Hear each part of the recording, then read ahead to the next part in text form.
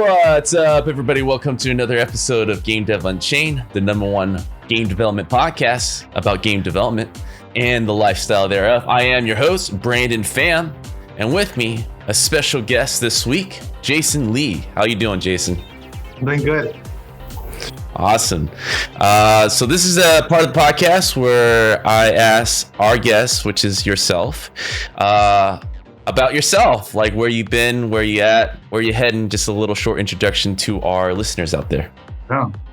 So hello, everybody. My name is Jason Lee. I'm Chief Creative Officer at Pixelmatic. I'm at Pixelmatic. What Chief Creative Officer is, I'm basically in charge of the whole creative direction of the game. So basically how vision is experienced by the player through the perfect combination of gameplay, the art and sound. I've worked in the game development industry for over 15 years. And before joining Pixelmatic, I was at Relic Entertainment, involved in franchises at Company of Heroes, which was one of the highest rated RTS games of all time, and Age of Empires 4. Age of Empires 4 is a huge project being developed by Relic Entertainment and published by Microsoft, taking all things that fans love about Age of Empires and allowing them to experience again as if it was developed in 2020. Let's see, the team, maybe talk about Pixelmatic.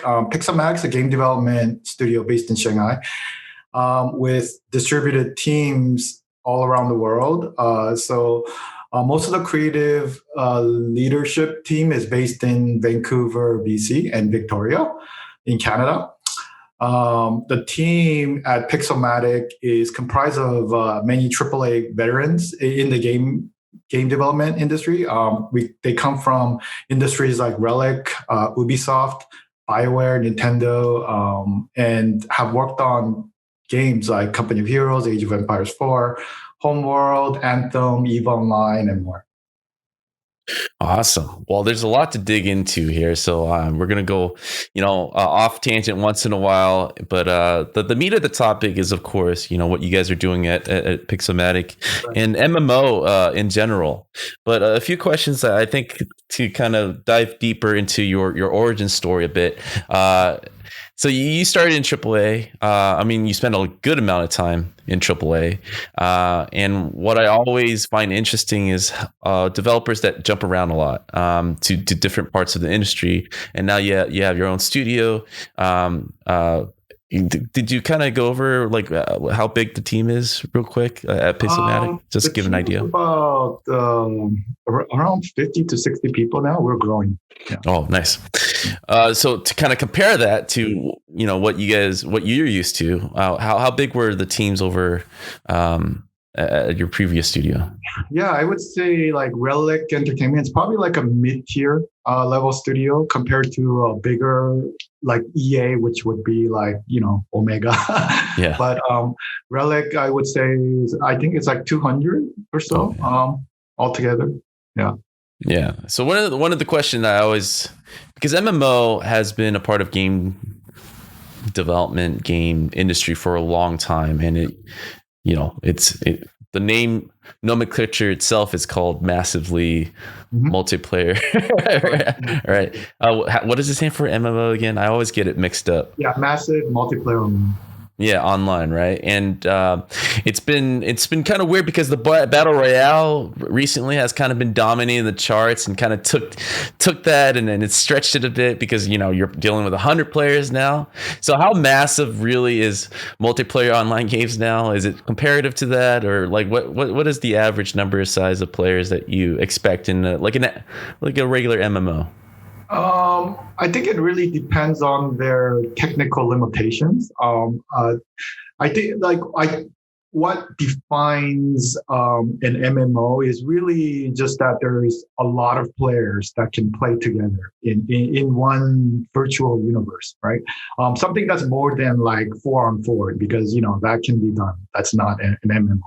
Yeah. But in the scale of like 10 versus 10, or even like 20 versus 20, like 100 people or more, it's hard to say put an actual number on it because like if they can do more, that's great, right? I think that's more of a technical limitations. In our universe, like we're aiming for scenarios where we can have up to like 40, 50 people in one concentrated instance at a time. So yeah, that's quite a lot of people. Yeah, that's still a lot for sure. Yeah. The reason why I'm following up with this question is because, like, genres have been kind of blurred the last few years. Battle royale is technically a kind of a MMO type, but then there's a MMO RPG, and it's like just a lot of hybrid type of genres that gets mixed up. And in a way, for me at least, it feels like it's hard to kind of label games nowadays and just call it by the title of the game. Yeah. The MMO just simply refers to the number of players that has accessibility, that can play together. When you talk about the battle arena style games, their focus is around PvP, where players are pitted against each other. In a bigger arena sense, kind of like the gladiator pit, games like that are so that those games are generally labeled MOBAs, which like that's their term. Like what Infinite Fleet is trying to do is trying to create a game where massive amounts of players can play together. And there's that whole social dynamic aspect where players can collaborate and help each other out is something that's very important. So that's the reason for the importance of that sort of the MMO aspect of things, because we want massive player collaborations and the ability for players to sort of direct the narrative. And that can only be done when there's a huge groups of players that can sort of collaborate with each other, and the game itself is not focused on a sort of solo experience. Yes. And again, to kind of talk about your time over at Relic, you spent like a good amount of a decade basically over there. What the Switch is always interesting, being a developer myself, because I jumped around too. I started AAA, and at a certain point I wanted to see what indie was like and mobile, and to kind of discover different things. What was your motivation for the Switch to kind of do things on a smaller scale? Yeah, I mean, I actually didn't switch around. Like, I started at Relic, so I was actually there for a long time. Yeah, this was my first move, and it took a while to make this decision. It was sort of always in the back of my mind that I felt like it was sort of the next push in terms of my career that I had to take in order for me as a game developer to sort of grow. When you're working, I don't know if you said you worked in the game development industry before, but I don't know if you've experienced the same thing, but I feel like in a bigger studio, everybody is very specialized, right, in their role. And you don't get to really branch out and experience a lot of the different areas of even your own like design. I'm a designer, so all the different facets of design that I want to see and sort of grow as a developer. And I also wanted to learn more about the whole scape of the game development industry as a whole, from the financial aspect of things, how things get funded, how the sort of operations and stuff works as well. So yeah, I wanted to get the whole holistic picture of the game development. So that those are some of the reasons why I made the switch. I felt like I was doing, being where I was for as long as I have, I felt like a machine, just sort of replicating the same thing over and over again. Mm-hmm. And I just had to sort of grow as a person and as a developer.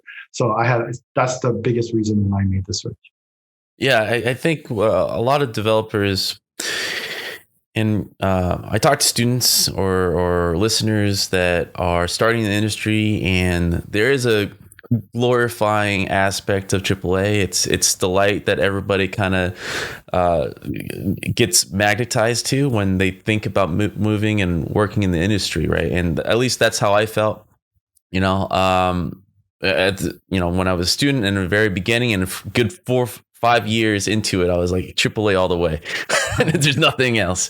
But what I often find is talking to veterans such as yourself, is like there is a wall that you hit as a developer that tends to deteriorate. A facade that you kind of build up for yourself. And I completely agree with you. There is a price to being at the bleeding edge, because a lot of AAA development is about that. It's just like you're working with the latest tech, but the truth is, and especially MMOs, there's long dev cycles. Yeah. And like the discoverability of new technology and things are usually the first year. But after that, it's like you said, rinse and repeat for a long time. And like you said, and maybe you can relate to this, I was often finding myself at the bleeding edge, but like kind of falling behind on like innovations, because, you know, I get jealous of the smaller teams, the indie developer who's like playing around with new tools like every month because they can incorporate and be flexible. Big machines don't move that way. If you can kind of talk more about that aspect too, kind of like what your own experience, what, and especially in design, like what kind of things, like you were saying, you were being pigeonholed to department of design, and you wanted to really look, you know, at the holistic view of what design has to offer in a game. Yeah. The thing about bigger studios is they like to play safe, right? Obviously, when you have more to lose, you want to risk. You want to take less risk. So, I mean, when I was talking about sort of,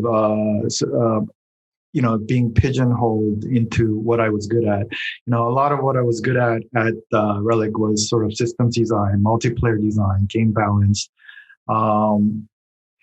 In that role. So, I did want to explore more in sort of leadership and more in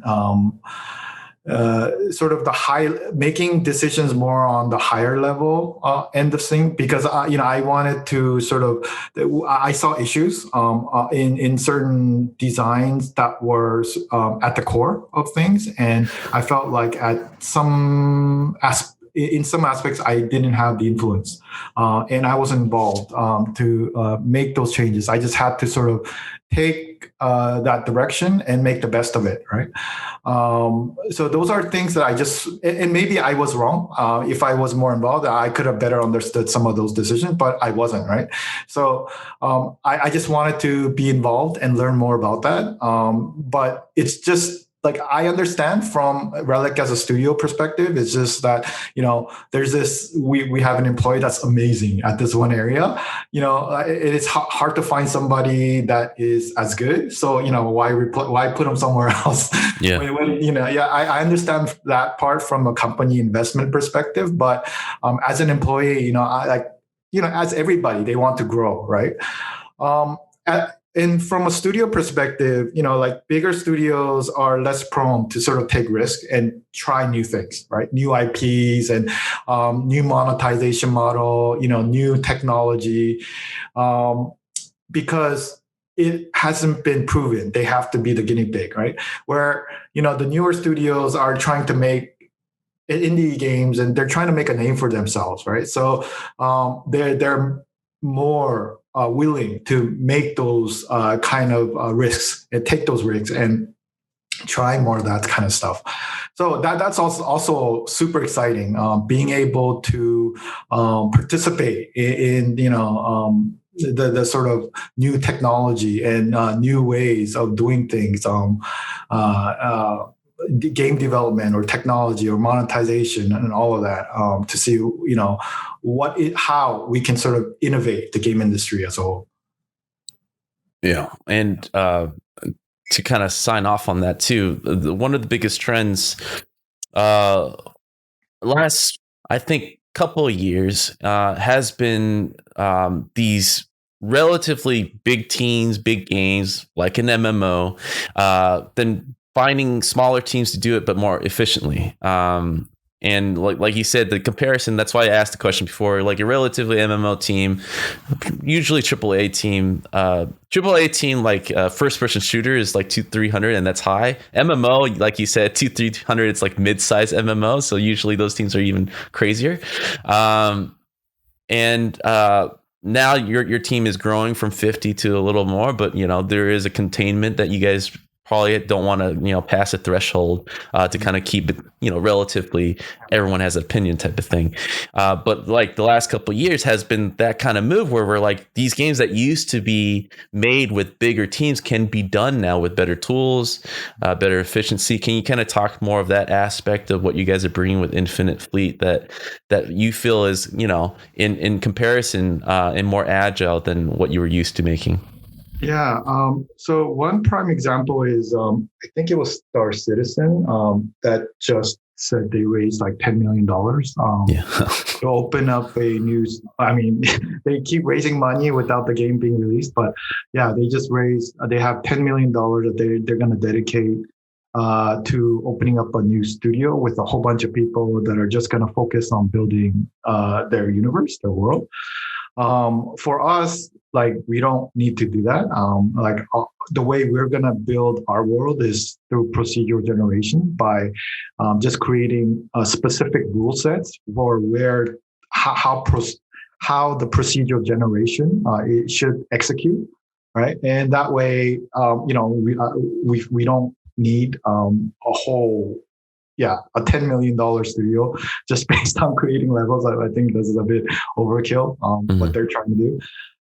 So that's like a prime example of what we're doing. Also, like in terms of the way studio and structure is run, like it's very different, I guess, like the mindset of a bigger studio because they have this big chunk of money right from the beginning, saying, hey, you have this money and build this game. So you can holistically plan the development of what that game is and just slowly build things, to reach that goal. Where from an indie or a startup that is trying to raise money while developing, they have to sort of break apart. They need the big picture, but they also have to break apart what is the core. What is the core of our game that has to be what we like? If we were to release let's say a $2 million game, what would that look like? If that game was now we can make it into a $5 million, what would that game look like? And sort of look at the MVPs and start and develop the game in that manner, right? So those are some big differences. Yeah, I think the two biggest things with game developers as part of strengthening our tool shed has been cheating as much as possible and editing. And I feel like you said big budget games are great when you have a ton of money and it feels like creative freedom. But I think the creative freedom kind of creates a problem for a lot of creatives because it just doesn't show any limitation, and it's just endlessly long dev cycles and just not and funny enough not very innovative because they don't want to test the waters too much. It's a weird predicament with that with AAA. It's a weird way. You would think that with the most money that they have the most room to move around, but it's the opposite. And then the indie devs are the one that are being innovative because they have so much risk at hand and they have to constantly cut away features. And I'm talking to a designer on an MMO, so cutting features is probably the hardest things that discipline has to do versus all other discipline. So I would like to kind of ask you about that more on that front, right? When it comes to you're mentioning, right, a competitor-ish, but feel free not to answer the question how comfortable Star Citizen, right? Star Citizen has, to me at least, and this is my opinion, it's been kind of like it's something I laugh at all the time because they are never shipping that game. And I don't think the fans realize that it is against their wishes to ship that game because they're making money every day. Right. at the same time, it hurts me as a developer because that was in the heyday of Kickstarter crowdfunding, where you go direct to consumer, and it's like a dream come true for a lot of developers. Like, I don't have to cut out the middleman, right? I want to develop a game, and I found the fans that fund it. But I think that trend, and maybe they'll prove us all wrong. Star Citizen is this grandiose game, but I would love to kind of hear your commentary about that, because MMO is very similar to a lot of like game design focused Kickstarter projects, like the board games. Analog games made like a huge run, and I feel like that format has kind of been taking a back seat because of all this. I wouldn't say failed crowdfunding, but just longer crowdfunded projects. So I think the thing is, like what I worry about with Star Citizen is there's all these different features and different things going into the game. They're that's why it's not releasing. All these, and the thing is, as a designer, I can relate in that there's always interesting and creative ideas that come, and like, oh, that would be cool, and oh yeah, that's a great idea. We want players to explore that or experience this, right? But at the end of the day, like, I think like players need to be somewhat led, or else they get lost in your universe and don't know what to do, right? And that's sort of when you start to cut features, like in our, when we need to really focus on what features is important, we have to ask the hard question, like, what is the core experience that we want players to have when they play Infinite Fleet, right?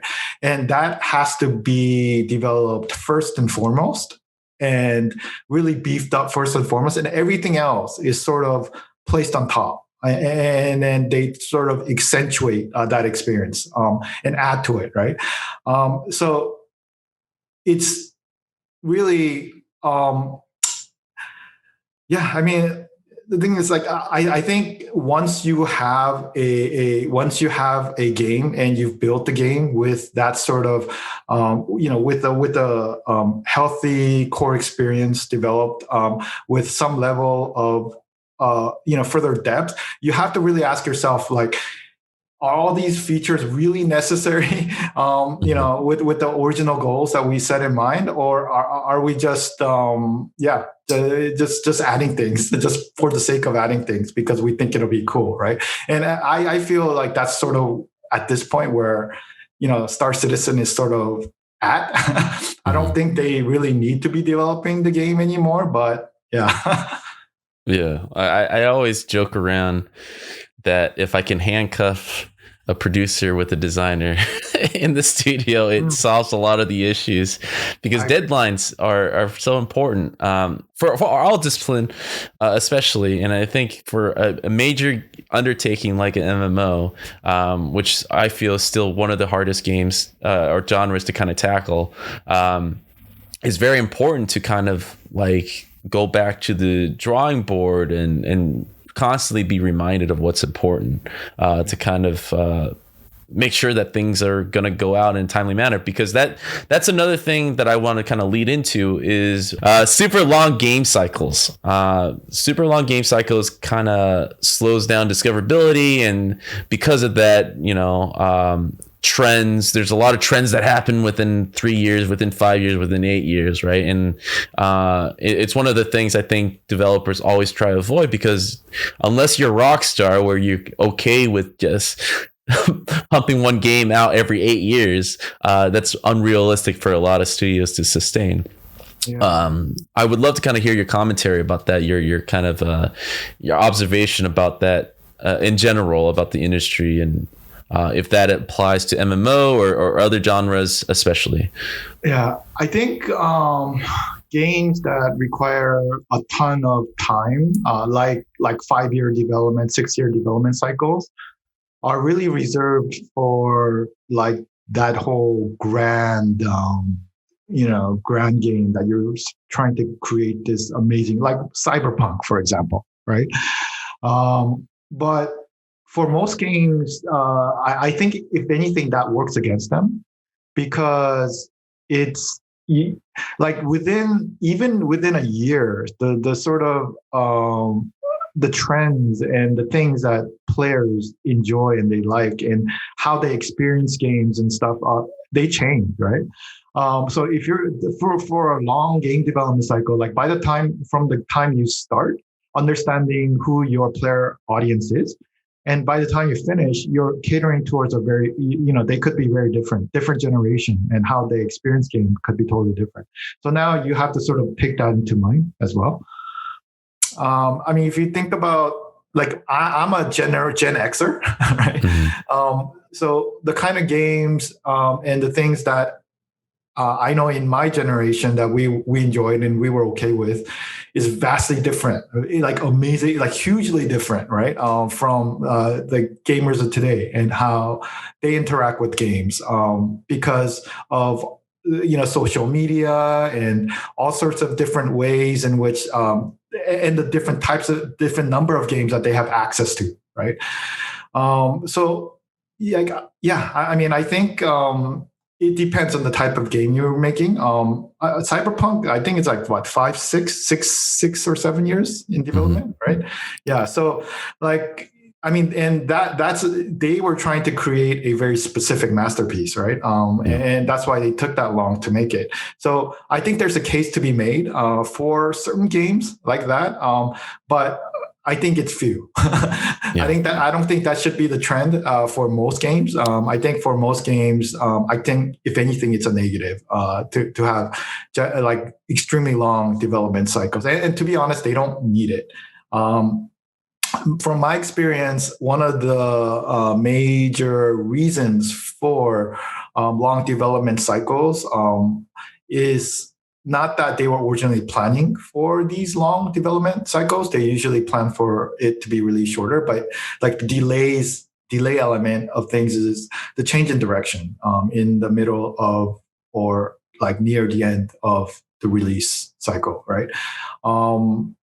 That comes from not putting enough time, I think, and effort in the early planning phase. That's why I generally like to have a much longer prototype and pre-production phase and a shorter sort of execution and let's finish the game phase, right? Because once you're clear on exactly what you're trying to build, building the game, just checking and just doing your stuff, that's not hard, right? It's just trying to figure out all the little dynamics and details. That takes a lot of time, right? So yeah, I from my experience, it's always like, plan well and then just execute, right? And then put the planning time into really planning the game well. Yeah, I think it is one of those elements that is like condoning bad behavior a lot with AAA developers. I think there are obviously geniuses, there are visionary directors that help kind of move things around, and that grants them the chance to kind of do it again, right? But in reality, at least in my experience, a lot of these studios, these visionary directors don't really know what they're doing, and so there is like a loose idea and then a lot of execution, and then when you bring it to a bunch of developers at the meeting, there's a lot of opinions, and then that sounds good, and again, it's just there's a wavering, unclear direction that is easily influenced by opinions, and I think that happens with a lot of uncertainty, and that is, like you said, I totally agree, why long dev cycles happen. Just poor planning, and I do like your take on like having a better pre-production. And like you said, if there is bullet point lists that you do every day that is very defined, you can really do that as long as there's no brainstorming in the middle. Why is there brainstorming? I mean, there might be some kind of tool discoverability that you can kind of phase out for a block of time, but outside of that, there shouldn't be any design major changes to the whole ecosystem of the game, which happens all the time. I think that's one of the biggest plague to AAA development. It's just the uncertainty. That's why when I hear games like Death Stranding, because one of my biggest fear for this gen, for the PS5 and Xbox, is the long dev cycles. It's a real problem. But Death Stranding, when I heard it was like Kojima doing it in 3 years with his team, that he built a startup studio and he was scrambling around for an engine. He did it all in 3 years. It's like, no matter if you don't like it or not, that's an amazing feat, just to put something out. And you don't hear stories like that so often. And I wonder if it's because the veteran is the team. A lot of it has to do with the team working together for a long time and trusting each other. But a lot of it's just putting your foot down and just going with what you initially set out to do. Yeah, it's unfortunate, but I don't think that's going to end the trend of. Yeah, it's weird, but I think people just need to. I hope. I think a lot of it has to do with accountability, because I think people shift blames, and we do kind of like, I think in our society, kind of glorify celebrities. So we have this, like, we put this power on this visionary director and think all this is part of the process. And I think people accept that too much, and it's causing a problem, I think. Yeah.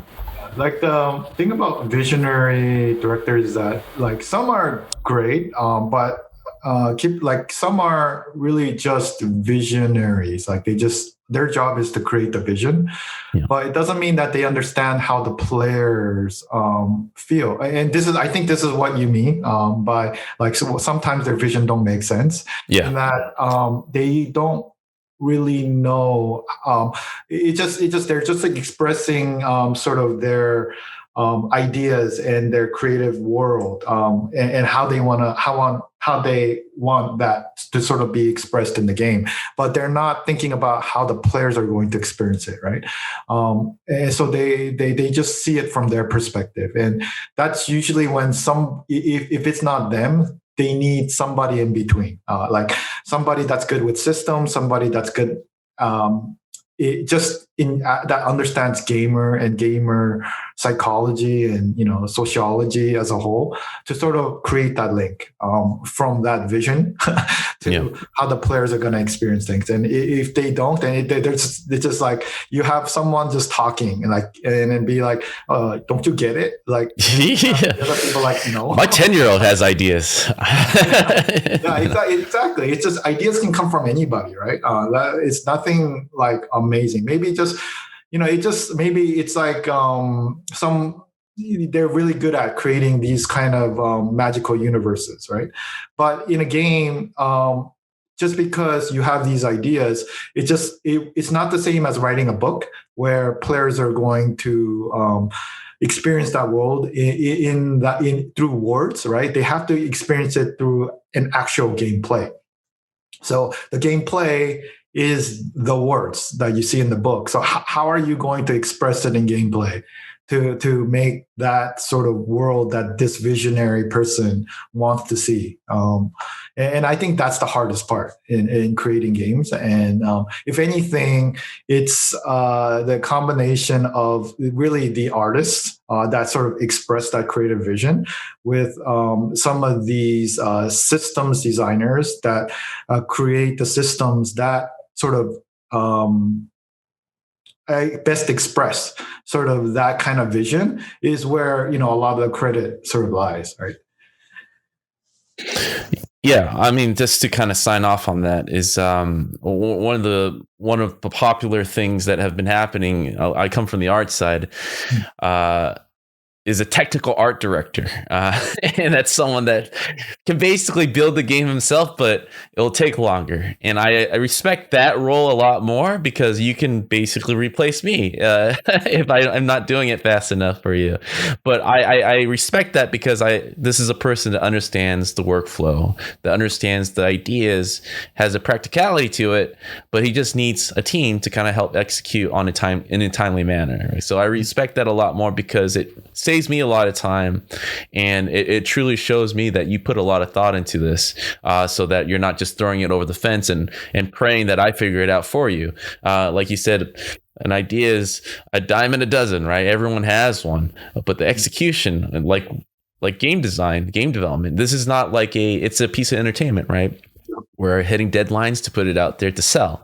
It's not a thing that we put on a wall and be okay with it not no one buying it. Some games are like that, sure, but most games aren't. I would like to also ask you about this. So one of the biggest things, I think it started probably mid last decade, 2015, 2016 with Houdini, right? Proceduralism was the wave of the future, and people who are onto it, especially indie developers or hobbyists, right? We're first on the bandwagon of that, and we're starting to see AAA rolling that in, because it's necessary. Because the biggest thing about this gen and future games are that it's still the same size team, in most cases even smaller, but the expectations are higher, for quality, for everything on all fronts. And the only way to tackle that is proceduralism. So you were mentioning before about Infinite Fleet, like incorporating a lot of this to kind of match up to your previous titles, to, workflows. Can you kind of expand on that a bit of what kind of techniques you guys use to kind of help speed things up? Yeah. So the biggest areas in which we're using procedure generation is creating our universe and our multiple solar systems and universes. But if you were to craft every single planet, every single star, every single asteroid individually, you would need a whole bunch of artists and modelers and like people and level designers that are crafting all these experiences yourself. But what we're doing is creating a universe, a specific like a space area where we're creating rules, basically what things should spawn next to each other, what things can't, what are the gameplay rules around certain planets and their gravity fields and this different types of anomalies and their magnetic elements and stuff, and how that affects other things in space. And so what makes sense for things to be near each other or what not, right? And then also things like terrain and things on planets, and the kind of thing that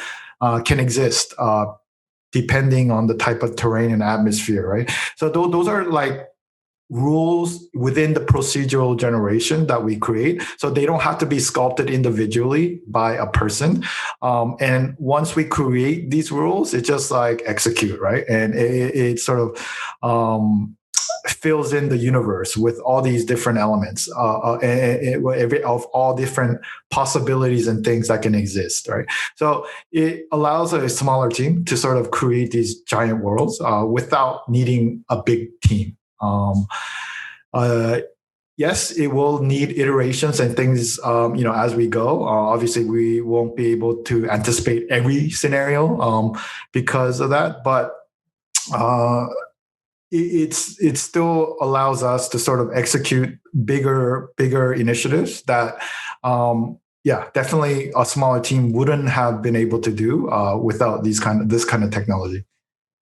So, like, kind of compare to, for listeners out there, like, was it like that where you have like this big team of artists kind of taking sections of worlds in previous titles or similar MMO titles that aren't using proceduralism? Like, how new is this that you feel is being introduced to MMO, to your genre? So the whole procedural aspect of things is not new. We've seen it in a lot of dungeon crawling games like Diablo and Path of Exile and things like that all the time, where levels are constantly being procedurally generated. But it's not.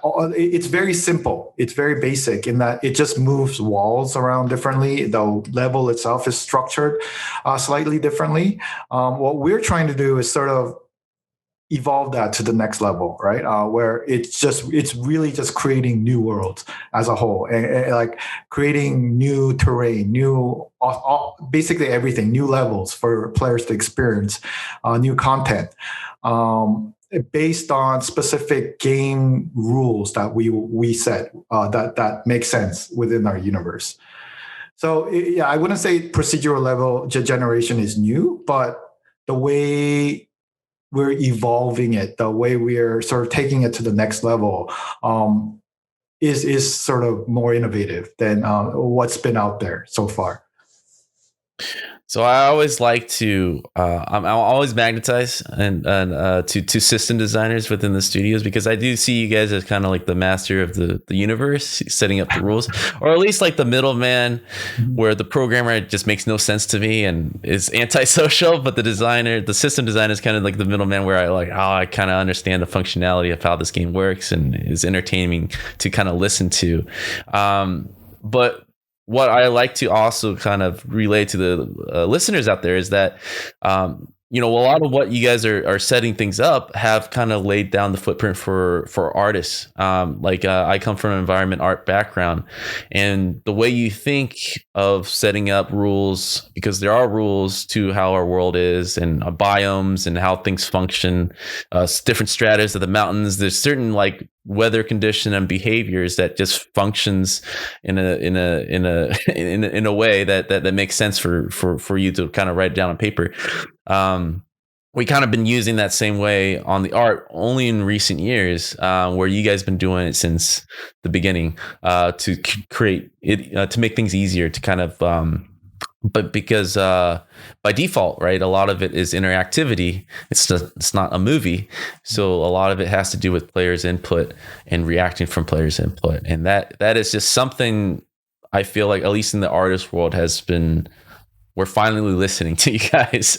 And that's how we're building worlds on our side, because artists too are, sorry to say it, man, we don't want to build all these fantasies that you guys want. All these different gazillion worlds. It's impossible for an artist, obviously, to tackle that.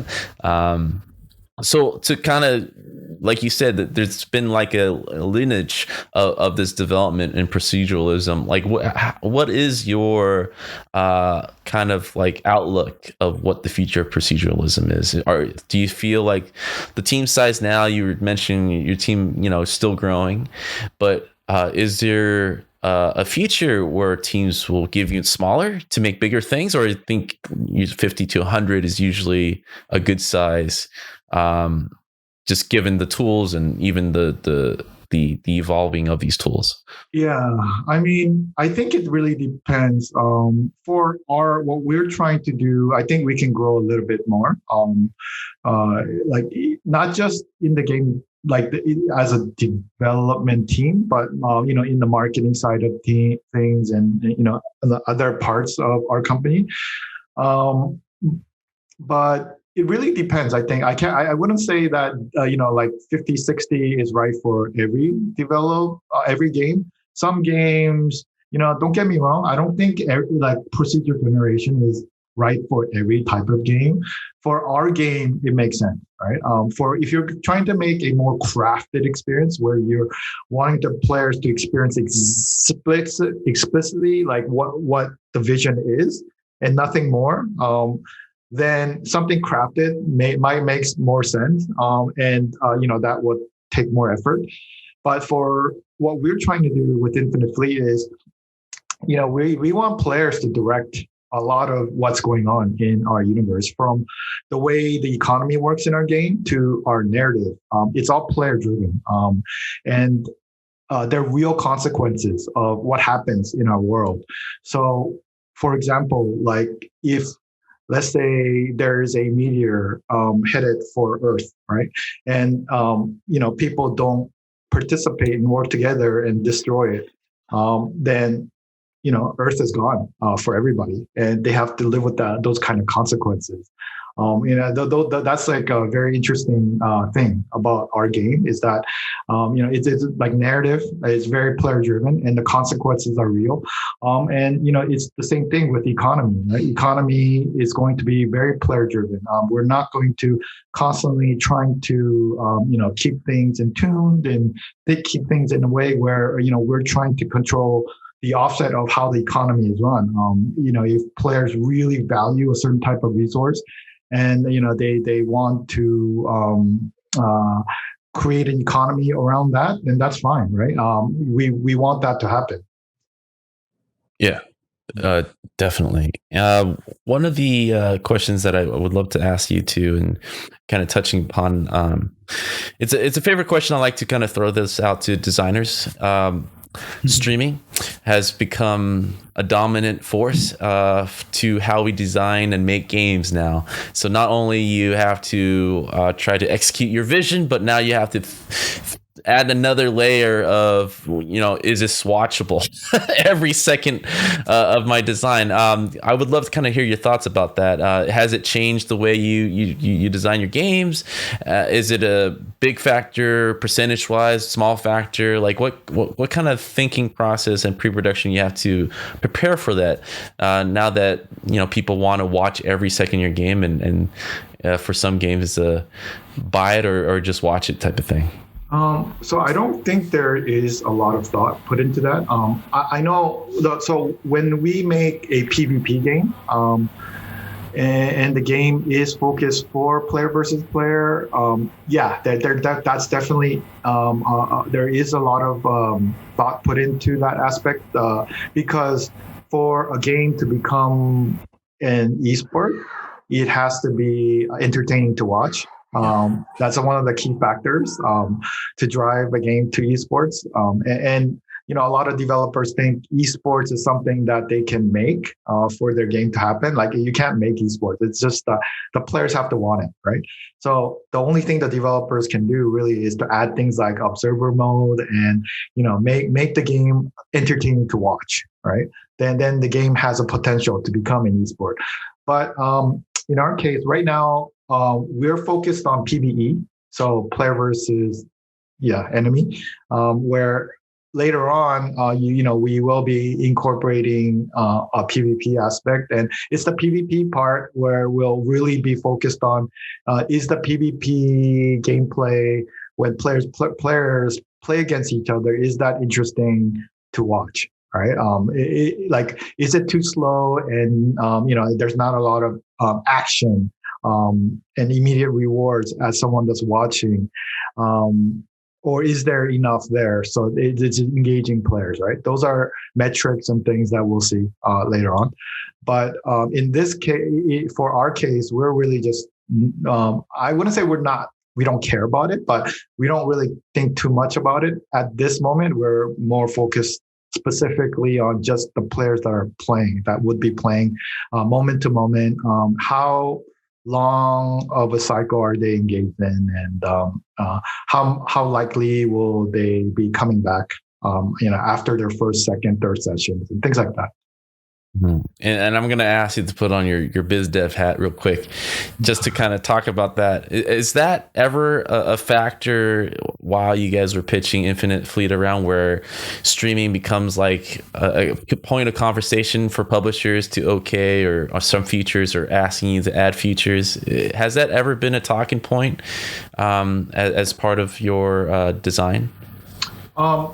It's only when there's a big drive for it to become an esport. Yeah, not really in the PvE sense of things, but definitely when the publisher or investor has a real interest in that whole esports theme of things. That's when they really care about how the entertainment part of the watch experience when players are watching other streamers.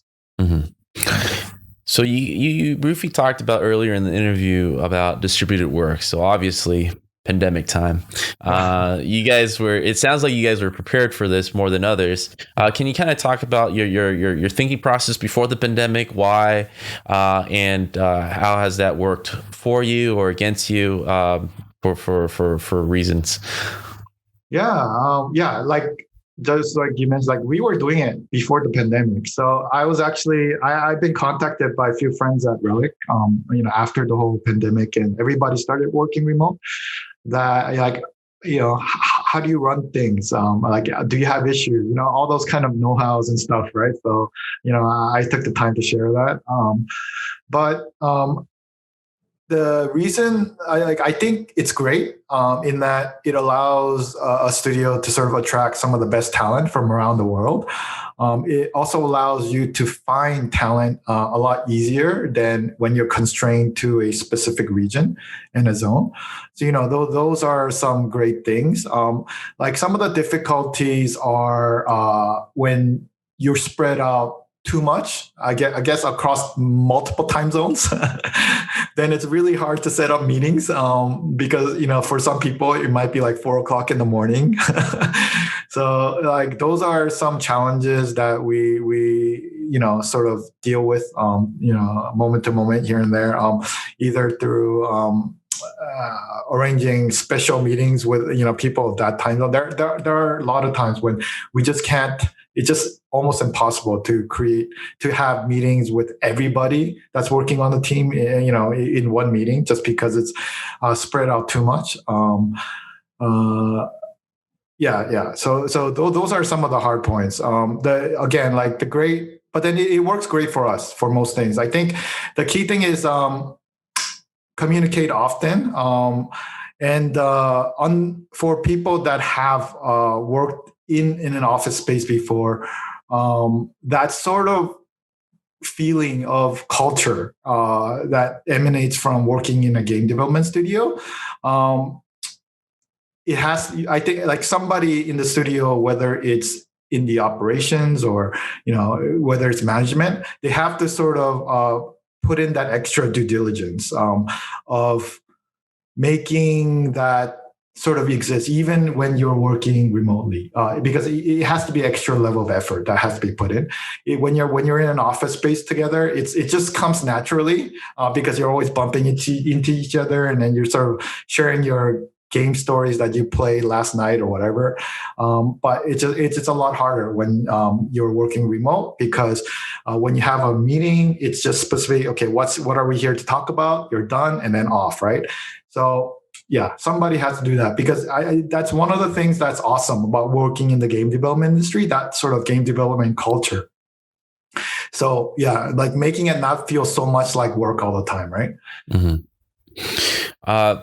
So this is one of my last questions. I mean, this question itself can be a topic on its own, but I would love to kind of hear your thoughts and opinions about it. So one of the things that kind of snuck up on me while I was working on these big titles is the mobile industry, right? The mobile industry was like that sneaker, and in some ways very evolved version of what the game industry should look like, in terms of stability, in terms of just agileness, and it's just a beast on its own. And I feel like some design elements have come from there to games like Fortnite and the monetization part of it, at least. As a designer, I would love to kind of hear your thoughts about that, because when I talk to a designer who works on mobile, every game design has to have like a currency incentive. It's like, can people buy this or not, or that. I would love to kind of hear your thought if some of the mobile game design has ever, if you ever looked into it. Is it something that you constantly look at or study to see what can be brought over to a AAA gamer experience? So the thing I think I know that we take away from mobile game development a lot is the way they pay attention to a lot of the metrics and a lot of the data.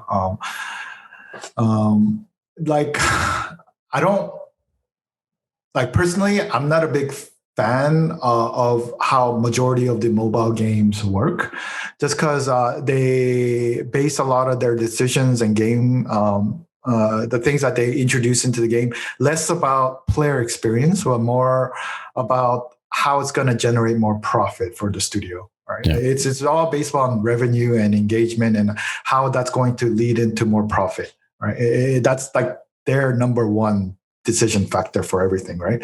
Yeah. So it's sort of like if you look at some of the bigger mobile companies, like they have a gigantic data analytic team that just spits out all these numbers and things that they should do, and they just follow that.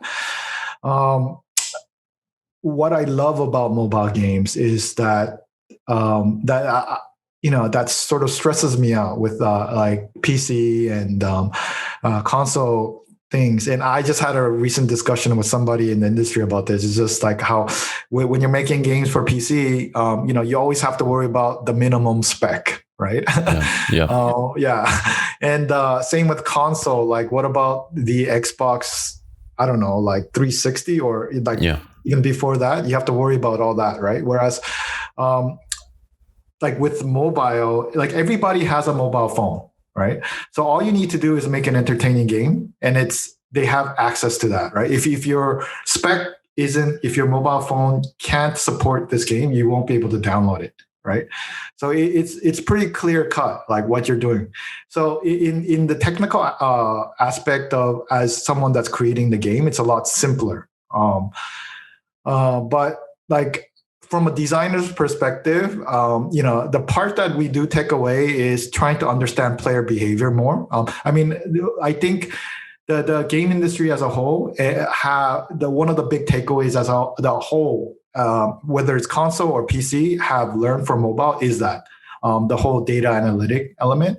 But I don't like the way mobile uses that. I think in a lot of ways they use that to exploit gamers for profit more than allowing them for like awesome, cool player experience stuff. I think if anything, PC can probably take that analytic and use it in that kind of way, because PC games are generally more focused around that. I'm not saying all games, obviously, but PC games are more focused around sort of providing more of that epic experience than mobile games. Mm-hmm. I definitely sign off on that for sure. It's very tech industry. All these social networks are always trying to gain your attention to kind of sell ads to you, basically. So it's not about the player experience per se. And I feel the same way AAA goes too far about the player experience and not thinking about making a profit too. So there is a middle line there. I feel like both industries need to like have roundtables routinely to kind of figure that out, because I think there are benefits to having a playable, fun experience that makes money. I mean, that's the goal for every game, right? Why not get in a room? I feel like we figured it out, but we just don't talk to each other, which is another odd thing when I was jumping around. Like the mobile people don't talk to AAA people. It's like completely different sectors. And then the indie people have their own corners, and it's always still separate. I hope, if anything, the podcast will bring everyone together, but like it is a pending problem. I feel with game developers that are constantly separate. It's weird. We just don't have a hub that everyone just hangs out and trades stories, because everything's such a mystery. We are at the hour mark, and I want to thank you, Jason, for coming on and spilling your wisdom all over the place. This is the part of the podcast where I hand the mic over to you so that you can shout out, give attention to, and tell the good people out there what to do and what to get. Yeah. So currently at Pixelmatic, we're developing a new MMO sci-fi strategy game called Infinite Fleet, where the player assumes the role of commander in the United Soul Federation. It's kind of like the world space force, and they've been given command over a fleet of these gigantic battle fortresses, where they can upgrade, customize, and create that perfect synergistic fleet, while defending humanity from the merciless and powerful enemy. And it's a lot of our economy and our narrative will be player driven, which really puts the power in the player's hands in how they sort of sculpt our universe.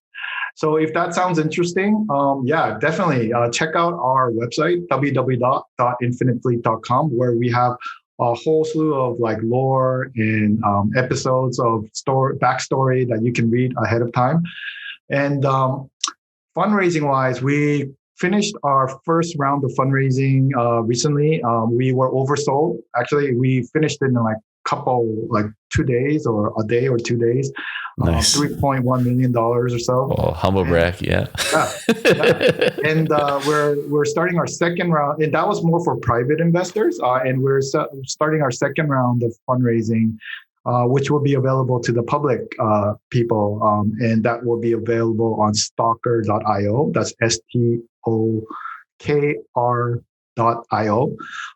And the unique thing about the way we're fundraising, unlike traditional fundraising where you buy and you get some tokens and some digital items, you get that when you participate, but for our race, but you also get equity, right, in our company.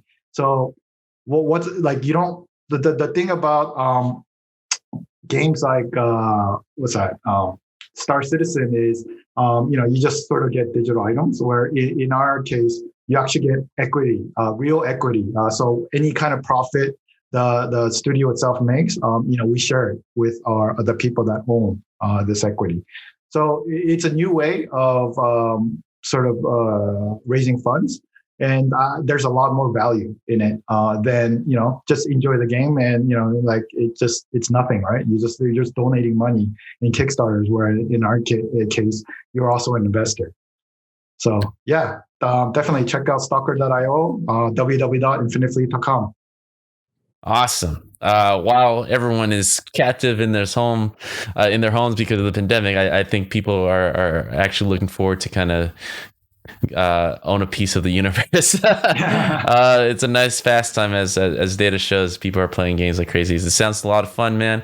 And as always, you can find the information in the show notes, everybody, for all the links and information. Well, Jason, I want to thank you for dropping by my apartment and talking to me about the game and your thoughts and system design in general. That's it. I want to thank you for your time, and then see you all next week. Yeah, thanks. It was a lot of fun. Pleasure. All right.